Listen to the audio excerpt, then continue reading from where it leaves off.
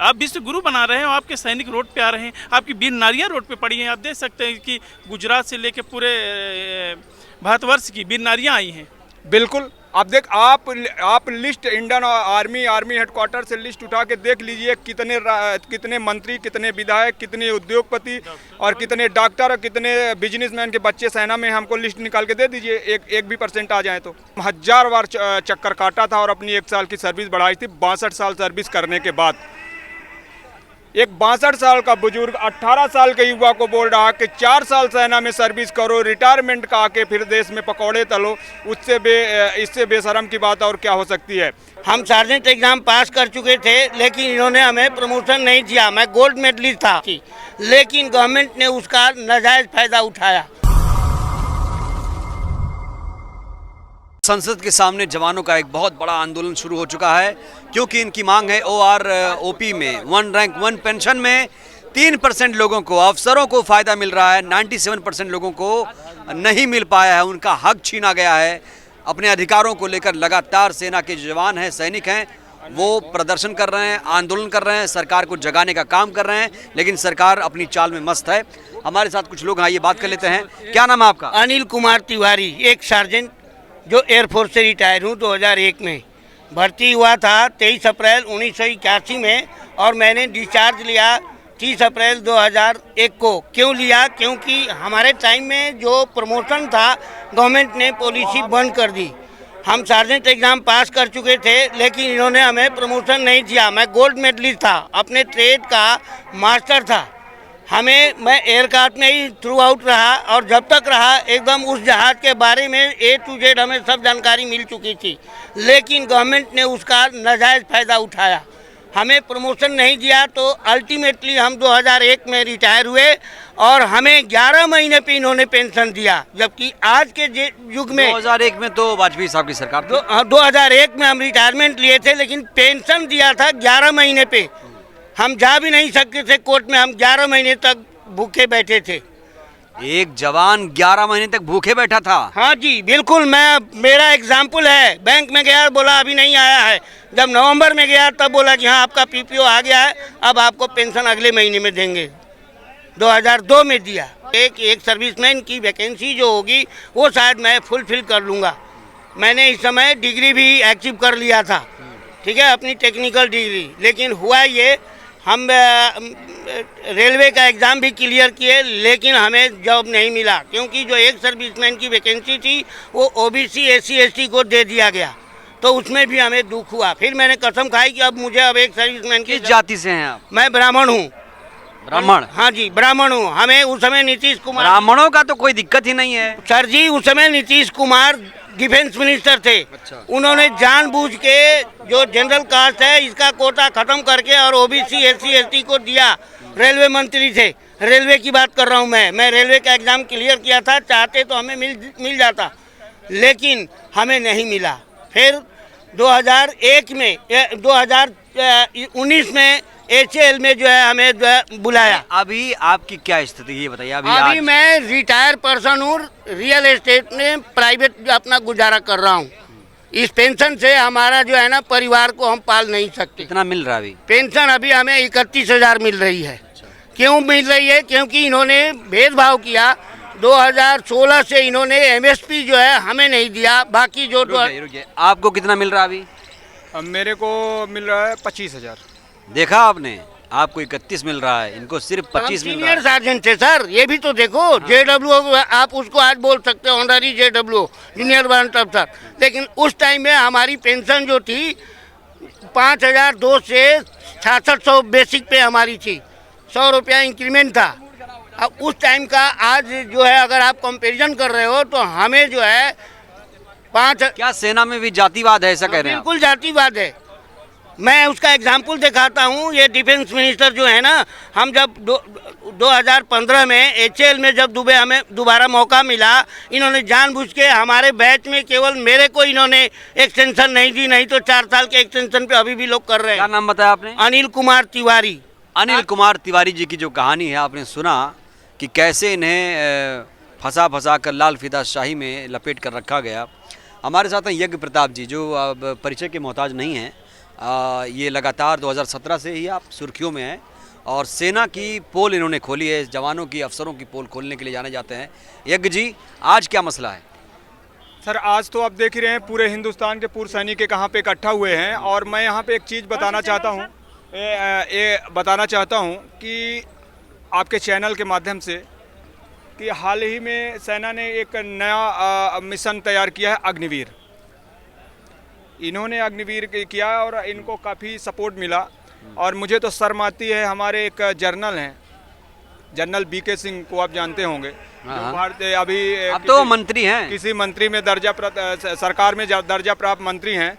तो मुझे उस जर्नल के ऊपर शर्म आती है। उसने बोला कि अग्निवीर बहुत अच्छी है और आप लोग बढ़ चढ़ कर उसमें हिस्सा लीजिए। मैं बताना चाहता हूं, ये वही जनरल बीके सिंह है जो अपनी 1 साल की सर्विस बनाने के लिए दिल्ली सुप्रीम कोर्ट के दरवाजे पे कम से कम 1000 बार चक्कर काटा था और अपनी 1 साल की सर्विस बढ़ाई थी। 62 साल सर्विस करने के बाद एक 62 साल का बुजुर्ग 18 साल के युवा को बोल रहा कि 4 साल सेना में सर्विस करो, रिटायरमेंट का आके फिर देश में पकौड़े तलो। इससे बेशरम की बात और क्या हो सकती है।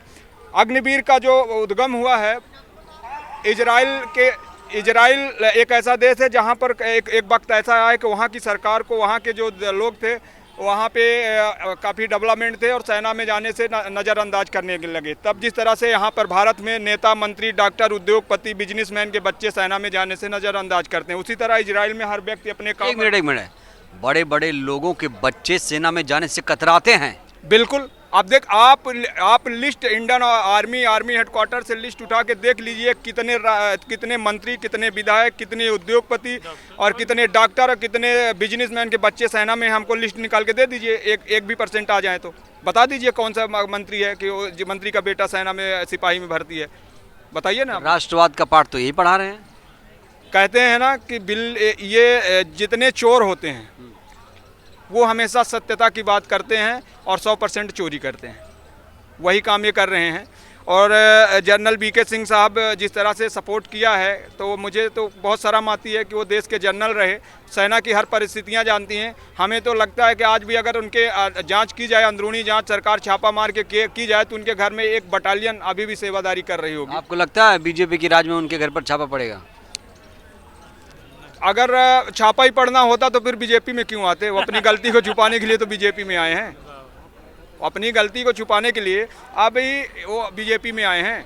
और क्या हिंदुस्तान में और आप देखिए, जितने बड़े बड़े नेता हैं उनकी हिस्ट्री के देख लीजिए, सबके पास कितने बड़े बड़े अपराधों में लिप्त हैं। उनकी हिस्ट्री देखिए ना, उनके ऊपर कितने बड़े बड़े किस तरह के अपराध होंगे? अब इनके देखिए, हमको एग्जैक्ट डिटेल उनका नहीं पता है, लेकिन कुछ हमें अनुमानित ऐसा पता है कि ये इनके ऊपर इतने सारे केसेस हैं। और उसको मैं बोलना नहीं चाहूँगा, क्योंकि वैसे भी हमको अपने नज़र में इनके कांटों की तरह चुभता हूँ, क्योंकि मैं इनकी सच्चाई बोलता हूँ। तो जवान हैं, आप क्यों चुभेंगे? जवान सिर्फ इनकी वोट बैंक बनाने के लिए होते हैं। जैसे हम शहीद हो जाएं तो ये हमारे घर में अपने मंत्री को, अपने मुख्यमंत्री को भेज देंगे, सांसद को भेज देंगे, जाओ जवान के घर में जनसंलाप पैदा करो, वादे व इरादे करके आओ, और इसके बाद ये भूल जाते हैं। यहीं तक जवान है। और ऐसे तो देखा जाए तो सेना का इस्तेमाल भी राजनीति में हो रहा है। 100% हो रहा है सर।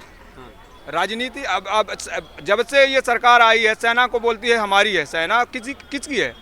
सेना किसी पार्टी की नहीं है। मजबूत प्रधानमंत्री तो मिला ना देश को 2014 के बाद।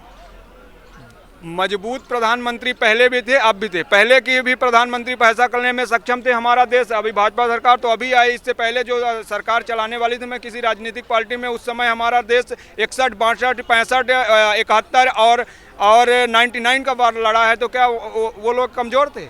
क्या वो सेना को लड़ाई? उस समय तो हमारे पास में इतने आधुनिक वेपन भी नहीं थे, तब भी हमारी सेना लड़ रही थी और बहादुरी से लड़ी, विजय हासिल करके आई है। यहाँ तो इन्होंने एक पुलवामा हमला, वो सर्जिकल स्ट्राइक करा के उसी को इतना हंगामा बता दिया, ऐसा लगा कि इन्होंने पूरे विश्व में अपना एक छत्र राज्य कर लिया। सेना तो पुलवामा हमला किसने कराया और आज तक इसका जवाब नहीं मिला, या ये नहीं मिला कि वो जो विस्फोटक था, ट्रक में लदा हुआ, किसने भेजा, कैसे आ गया इतनी सिक्योरिटी के बावजूद? अब ये तो सरकार से पूछिए ना आप लोग। आप सरकार से पूछिए सीआरपीएफ के डीजीपी, सीआरपीएफ के जो वरिष्ठ अधिकारी हैं वो सरकार से बोल रहे थे कि हमको हेलीकॉप्टर दीजिए, बस नफरी ज़्यादा है, मैं बाई रूट नहीं बाई एयर लेके जाऊंगा अपनी सेना को, प्रॉब्लम हो सकती है। इंटेलिजेंस ब्यूरो रिपोर्ट दे रही है कि इतनी बड़ी नफरी को अगर बाई रोड भेजेंगे तो कोई हादसा हो सकता है। लेकिन तब तक नहीं सुने, जब 40 जवान हमारे शहीद हो गए तो उनकी लाशों को उनके घर तक पहुँचाने के लिए हेलीकॉप्टर मिल गए थे और दिल्ली में जाके श्रद्धांजलि दे दिए। चुनाव जीत गए। आप सरकार से पूछिए ना आप लोग कि ये क्या लास्ट भाई ये फरवरी 2019 में तो हुआ था ना, जी। और चुनाव कब हुआ? 2019 में ही हुआ ना, मई में शायद। तो उनसे पूछिए कि आप लोग क्या कर रहे हो ये भाई। जो इतनी बड़ी रिपोर्ट, इतना बड़ा सब कुछ होने के बाद में श्रीनगर से जम्मू तक 1 वे नेशनल हाईवे, हर जगह पर चेकिंग पोस्ट लगा रहता है, हर जगह पर सिक्योरिटी लगी रहती है। एक व्यक्ति अपने स्कॉर्पियो में 40 kg RTX लेकर घूम रहा था, किसी को पता ही नहीं चला। क्या सेना में भी भ्रष्टाचार है? सेना में हम तो बोल रहे हैं ना सर कि भ्रष्टाचार है। जो भ्रष्ट अधिकारी हैं वो सेना का शोषण कर रहे हैं, भ्रष्टाचार कर रहे हैं, खुलेआम बोल रहा हूँ। डिप्रेशन का जवान, सेना के जवानों का डिप्रेशन के कारण है, जो अनुमान आता है आपको 600 से 700 जवानों की शहादत होती है, वो डिप्रेशन है। अंतर होने के कारण शहादत, डिप्रेशन से शहादत कैसे? आत्महत्या हो सकती है। आत्महत्या ही है। उसी को आत्महत्या, जो शहीद जब वो ऑन सर्विस होता है तो वो जब शहीद होता है या किसी कारण उसकी मृत्यु होती है तो उसको शहादत का ही नाम दिया जाता है उसको, क्योंकि वो उस हालात से गुजरता है डिप्रेशन की, उसको आत्महत्या करनी पड़ती है। तो क्या डिप्रेशन में हमारे सेना के जवान ही सीमा की सुरक्षा कर रहे हैं? इतने मजबूत हैं कि डिप्रेशन में भी हम सरहद की सिपाही और बड़े उमंग के साथ डिप्रेशन में रह के भी सरहद को आंखों से बिल्कुल 24 घंटा नजरअंदाज करते और दुश्मन को टिक रहते। आज हमारा अगर हिंदुस्तान का सबसे बड़ा अगर सरहद के सिपाही, अगर हम बाहर वाले से बड़े मजबूती से लड़ सकते हैं, मगर जो आज अंदर हो रहा है, जो आप देख रहे हैं कि आज जंतर मंतर में हमारे पूर्व सैनिक आए हैं, जो सरहद के सिपाही आज रोड पे आए हैं, कहीं ना कहीं जिस तरह से लोग कहते हैं कि हमारे माननीय मुख्यमंत्री, बिल्कुल हम भी कहते हैं कि सशक्त हैं और उन्होंने विदेशों में भी नाम किया, उसी तरह आप यहाँ पे देखिए, आपको पूरी वर्ल्ड की मीडिया, सारे लोग देख रहे हैं कि आपका कैसे विकास, भारत विश्वगुरु बन रहा है। आप विश्वगुरु बना रहे हैं, आपके सैनिक रोड पे आ रहे हैं, आपकी वीर नारियाँ रोड पे पड़ी हैं। आप देख सकते हैं कि गुजरात से लेके पूरे भारतवर्ष की वीर नारियाँ आई हैं। आप विश्वगुरु आप बना रहे हैं, हमको भी गर्व है, बनना चाहिए, मगर इस तरह से विश्वगुरु थोड़ी बन सकता है। तो सुना आपने लब्बुल आप क्या है कि जो सेना के जवान हैं उनकी हाकमारी हो रही है। 1 रैंक 1 पेंशन कहने को तो लागू किया गया है, लेकिन आज भी 97% लोगों को इसका लाभ नहीं मिल पा रहा है और ये दुख की बात है।